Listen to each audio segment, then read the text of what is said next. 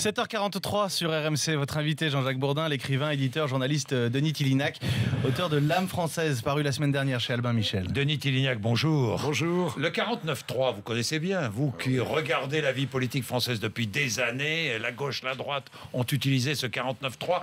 Quelle est la situation de la France aujourd'hui politiquement, selon vous? J'aimerais avoir votre idée, votre regard sur Bon, c'est une ce qui se situation passe. de crise.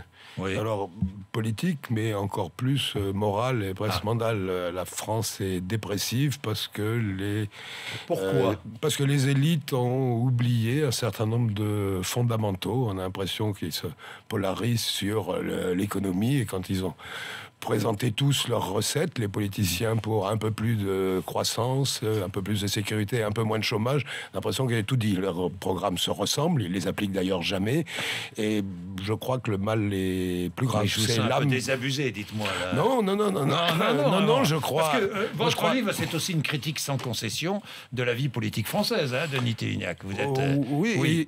Y compris à droite. Y compris à droite. Vous, un homme de droite, assumé, vous dites la droite...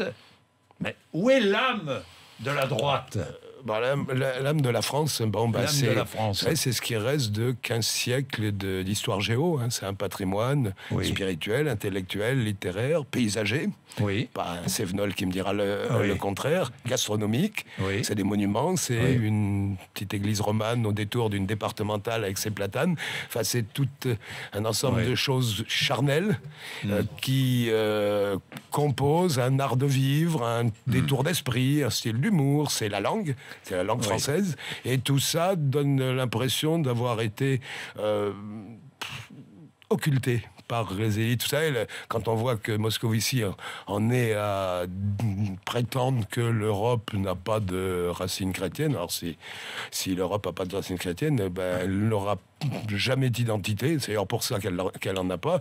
Et si la France renie sa mémoire longue, elle perdra son identité. La France renie sa mémoire aujourd'hui? Oui, elle renie sa mémoire. Nos élites ne proposent que ce qui résulte d'un demi-siècle de moraline 68arde. Hein, c'est fini, ça, non? C'est fini, ça, non? Regardez les manuels scolaires, regardez comme on nous fabrique une jeunesse hors sol avec un individu acculturé et qui va composer une France fractionnée en communautés. Et ça, le peuple français ne l'acceptera pas indéfiniment. Le peuple français qui est aujourd'hui de droite.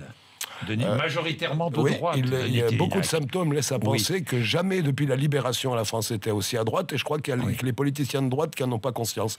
Ils se rendent pas compte. Vous déçoivent les politiciens de droite là? Oui, parce qu'ils occultent l'identité de la droite, et j'ai essayé de la restituer dans ce livre. J'ai essayé de montrer que la droite, comme la gauche d'ailleurs, je crois, moi comme Slama, à la pérennité du clivage. Je crois que Macron dit une bêtise énorme qui est un déni de réalité historique en imaginant que le clivage... Pourtant, il plaît à droite, Macron. Oui, il plaît à droite.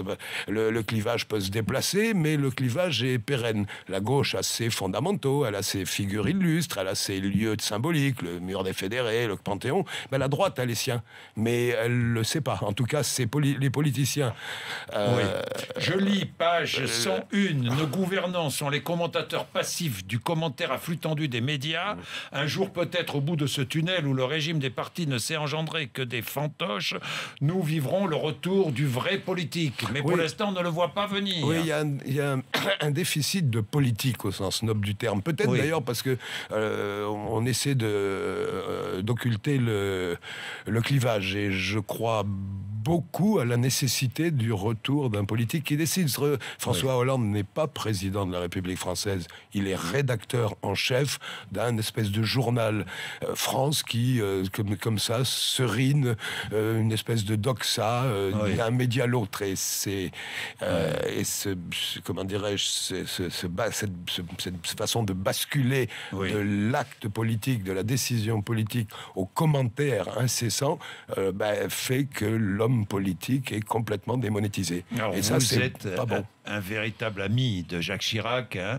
Comment va-t-il? Vous avez des nouvelles là? Bon, tout le monde sait que la Et que ça maladie va, l'a oui, beaucoup, la maladie l'a beaucoup fait diminué, beaucoup diminué, mais bon, j'ai envie de d'accord. revenir aux images du Bon. Chirac juvénile que j'ai connu en Corrèze. Oui.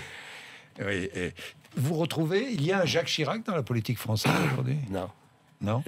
Non, il n'y a pas un Chirac. Non, et à parce droite, que non, il y avait ce mélange de physique de style bonapartiste et ce fond radical socialiste qui fait partie aussi de la mémoire française. Et ça, on n'a plus. Vous le De même déplorez? qu'on Vous a le plus. déplorez? Oui, je le déplore. De même qu'on n'a plus quelqu'un comme Mitterrand capable d'évoquer un certain nombre d'écrivains, de droite d'ailleurs, Ségalen, Chardon, Vialat, Mauriac. Vous allez voter aux primaires? À Oui, la primaire? oui, j'irai voter aux Vous avez primaires. choisi pour qui? Non, j'attends celui qui me donnera l'impression de prendre en compte l'identité profonde Vous de allez mon pays. peut-être devoir attendre longtemps, Denis Télignac. non? Je suis prêt à attendre longtemps, mais je commence à être un peu impatient. Hein. Non, Oui. il commence, je veux dire, cette décevant. primaire. Vous savez, cette primaire, c'est pas dans la culture de la droite, encore moins dans la culture du gaullisme. Je suis gaulliste. Oui. Elle est en train de tourner au défilé de mode. On a un candidat supplémentaire par semaine. Ça tourne un peu au ridicule. Vous allez participer à Béziers, aux journées du maire de Béziers, Robert Ménard. Oui. Pourquoi?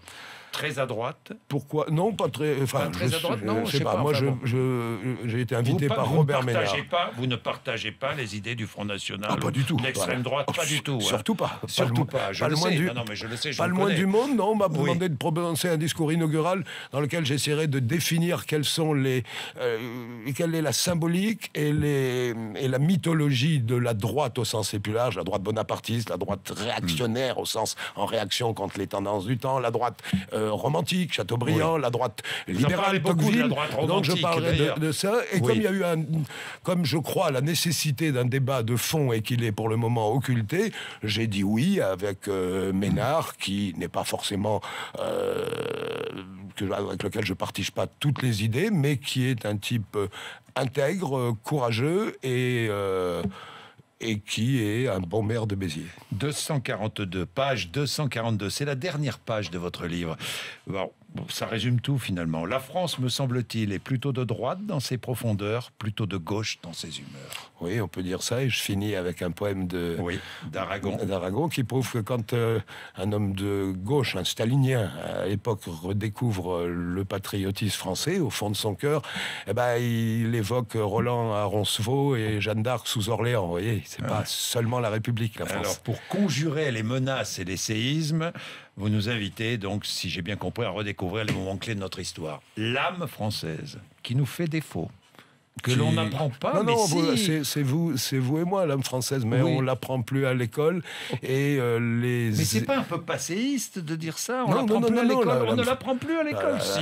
La France est pleine d'avenir, je crois pas Oui. du tout comme Mitterrand qui disait ma Oui. patrie c'est la France, mon avenir c'est l'Europe. Non, Oui. ma patrie c'est la France, mon avenir c'est la France. Simplement, je voudrais qu'on en revienne à ce qui constitue son identité, son âme profonde. Et pour ça, on ne peut pas occulter qu'un siècle d'imprégnation catholique. On ne peut pas occulter les rois, ni on ne peut pas occulter les Lumières, ni la Révolution, ni la grande armée et l'épopée impériale, et la dernière épopée qui est celle du gaullisme. La plus belle pour moi, la plus émouvante peut-être, parce que je l'ai Vécu, je l'ai vécu, vous l'avez pas tout à fait mon vécu. enfance Votre enfance l'a vécu. l'a goûté. Oui, l'a goûté.